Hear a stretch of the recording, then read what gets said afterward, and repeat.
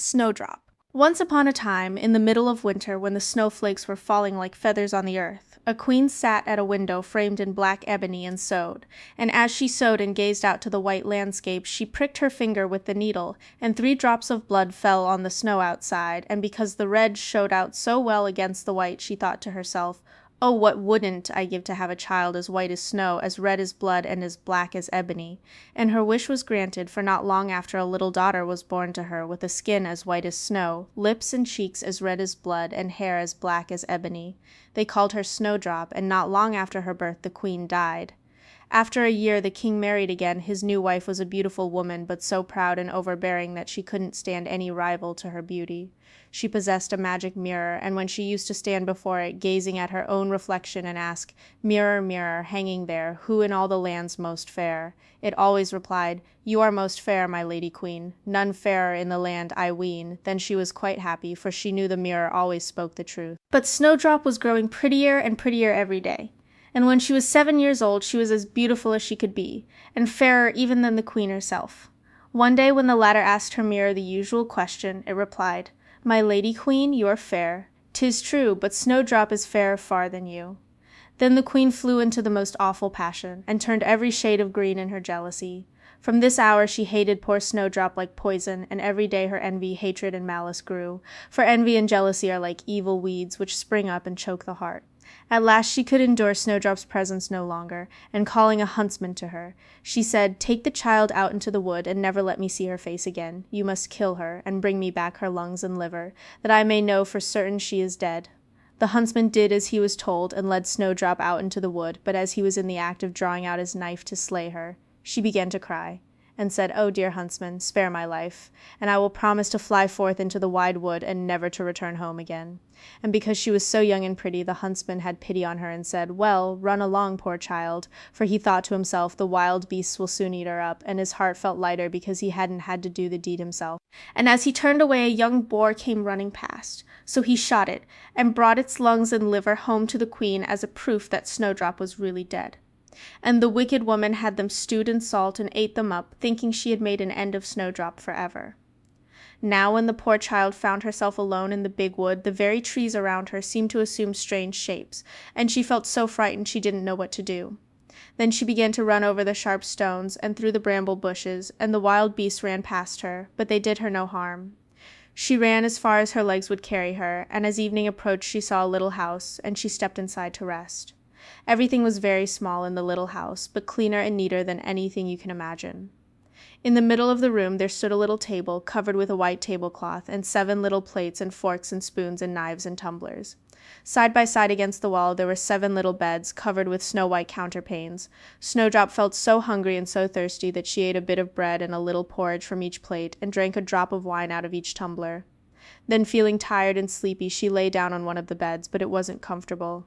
Then she tried all the others in turn, but one was too long and another too short, and it was only when she got to the 7th that she found one to suit her exactly. So she lay down upon it, said her prayers like a good child, and fell fast asleep.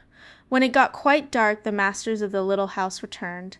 They were 7 dwarfs who worked in the mines, right down deep in the heart of the mountain. They lighted their 7 little lamps, and as soon as their eyes got accustomed to the glare, they saw that someone had been in the room, for all was not in the same order as they had left it. The first said, "Who's been sitting on my little chair?" The second said, "Who's been eating my little loaf?" The third said, "Who's been tasting my porridge?" The fourth said, "Who's been eating out of my little plate?" The fifth said, "Who's been using my little fork?" The sixth said, "Who's been cutting with my little knife?" The 7th said, "Who's been drinking out of my little tumbler?" Then the first dwarf looked round and saw a little hollow in his bed, and he asked again, "Who's been lying on my bed?" The others came running round, and cried when they saw their beds, "Somebody has lain on ours too." But when the 7th came to his bed, he started back in amazement, for there he beheld Snowdrop fast asleep. Then he called the others, who turned their little lamps full on the bed, and when they saw Snowdrop lying there, they nearly fell down with surprise. "Goodness gracious!" they cried, "what a beautiful child!" and they were so enchanted by her beauty that they did not wake her, but let her sleep on in the little bed. But the 7th dwarf slept with his companions 1 hour in each bed, and in this way he managed to pass the night. In the morning Snowdrop awoke, but when she saw the 7 little dwarfs she felt very frightened. But they were so friendly and asked her what her name was in such a kind way, that she replied, "I am Snowdrop." "Why did you come to our house?" continued the dwarfs. Then she told them how her stepmother had wished her put to death, and how the huntsman had spared her life, and how she had run the whole day till she had come to their little house. The dwarfs, when they had heard her sad story, asked her, "Will you stay and keep house for us, cook, make the beds, the washing, sew and knit, and if you give satisfaction and keep everything neat and clean, you shall want for nothing?" "Yes," answered Snowdrop, "I will gladly do all you ask." And so she took up her abode with them. Every morning the dwarfs went into the mountain to dig for gold, and in the evening when they returned home, Snowdrop always had their supper ready for them. But during the day the girl was left quite alone, so the good dwarfs warned her, saying, "Beware of your stepmother. She will soon find out you are here, and whatever you do, don't let anyone into the house." Now, the queen, after she thought she had eaten Snowdrop's lungs and liver, never dreamed but that she was once more the most beautiful woman in the world. So stepping before her mirror one day, she said, "Mirror, mirror, hanging there, who in all the land's most fair?" And the mirror replied, "My lady queen, you are fair, 'tis true, but Snowdrop is fairer far than you. Snowdrop, who dwells with the 7 little men, is as fair as you, as fair again." When the queen heard these words she was nearly struck dumb with horror, for the mirror always spoke the truth, and she knew now that the huntsman must have deceived her, and that Snowdrop was still alive. She pondered day and night how she might destroy her, for as long as she felt she had a rival in the land, her jealous heart left her no rest. At last she hit upon a plan. She stained her face and dressed herself up as an old peddler wife, so that she was quite unrecognizable. In this guise she went over the 7 hills till she came to the house of the 7 dwarfs. There she knocked at the door, calling out at the same time, "Fine wares to sell, fine wares to sell." Snowdrop peeped out of the window and called out, "Good day, mother, what have you to sell?" "Good wares, fine wares," she answered, "laces of every shade and description," and she held one up that was made of some gay-colored silk. "Surely I can let the honest woman in," thought Snowdrop. So she unbarred the door and bought the pretty lace. "Good gracious, child," said the old woman, "what a figure you've got! Come, I'll lace you up properly for once." Snowdrop, suspecting no evil, stood before her and let her lace her bodice up. But the old woman laced her so quickly and so tightly that it took Snowdrop's breath away, and she fell down dead. "Now you are no longer the fairest," said the wicked old woman, and then she hastened away. In the evening the 7 dwarfs came home, and you may think what a fright they got when they saw their dear Snowdrop lying on the floor, as still and motionless as a dead person. They lifted her up tenderly, and when they saw how tightly laced she was, they cut the lace in 2, and she began to breathe a little and gradually came back to life. When the dwarfs heard what had happened, they said, "Depend upon it, the old peddler wife was none other than the old queen. In future you must be sure to let no one in if we are not at home." As soon as the wicked old queen got home, she went straight to her mirror and said, "Mirror, mirror, hanging there, who in all the land's most fair?"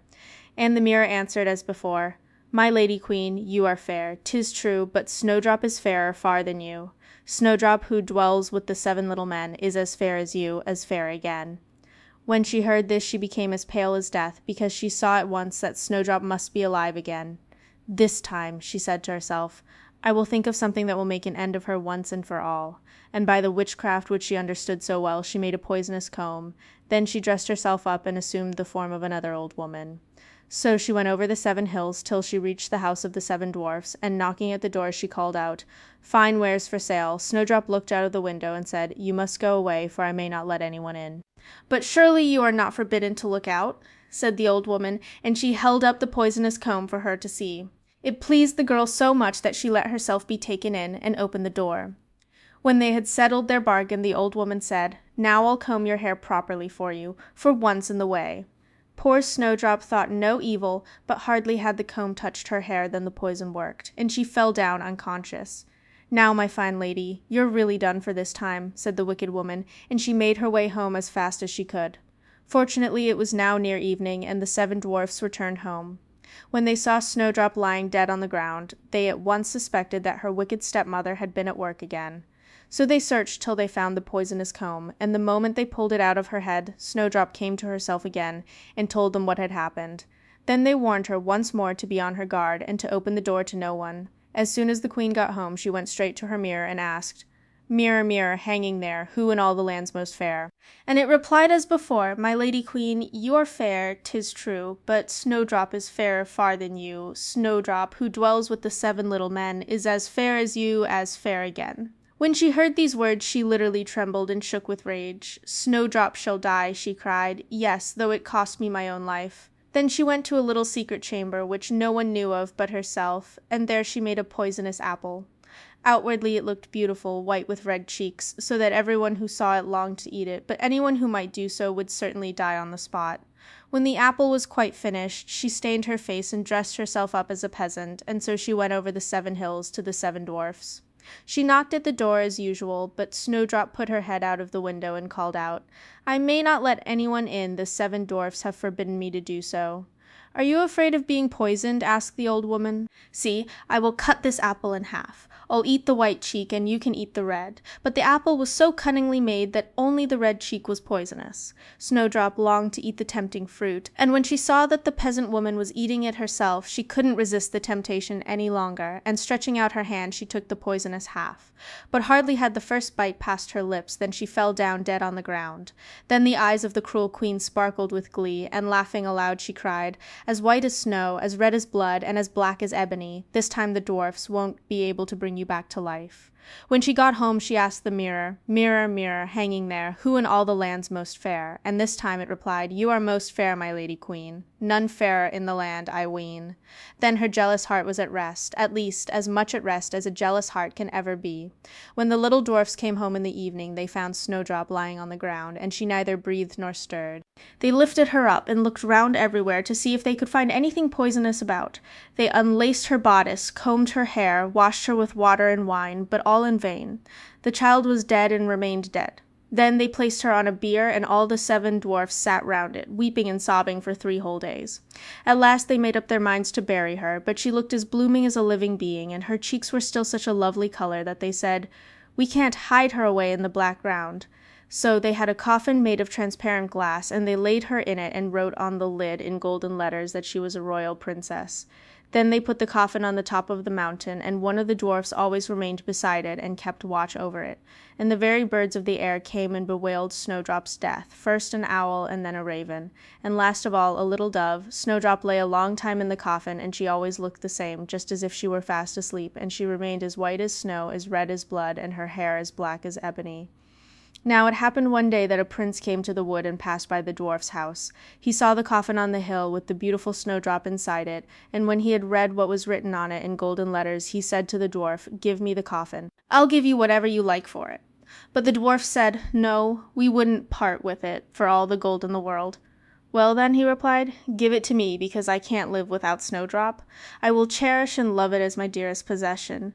He spoke so sadly that the good dwarfs had pity on him, and gave him the coffin, and the prince made his servants bear it away on their shoulders. Now it happened that as they were going down the hill, they stumbled over a bush, and jolted the coffin so violently that the poisonous bit of apple Snowdrop had swallowed fell out of her throat. She gradually opened her eyes, lifted up the lid of the coffin, and sat up alive and well. Oh, dear me, where am I? She cried. The prince answered joyfully, You are with me, and he told her all that had happened, adding, I love you better than anyone in the whole wide world. Will you come with me to my father's palace and be my wife? Snowdrop consented and went with him, and the marriage was celebrated with great pomp and splendor. Now Snowdrop's wicked stepmother was one of the guests invited to the wedding feast. When she had dressed herself very gorgeously for the occasion, she went to the mirror and said, Mirror, mirror, hanging there, who in all the land's most fair? And the mirror answered, My lady queen, you are fair, 'tis true, but Snowdrop is fairer far than you. When the wicked woman heard these words she uttered a curse, and was beside herself with rage and mortification. At first she didn't want to go to the wedding at all, but at the same time she felt she would never be happy till she had seen the young queen. As she entered, Snowdrop recognized her and nearly fainted with fear, but red-hot iron shoes had been prepared for the wicked old queen, and she was made to get into them and dance till she fell down dead.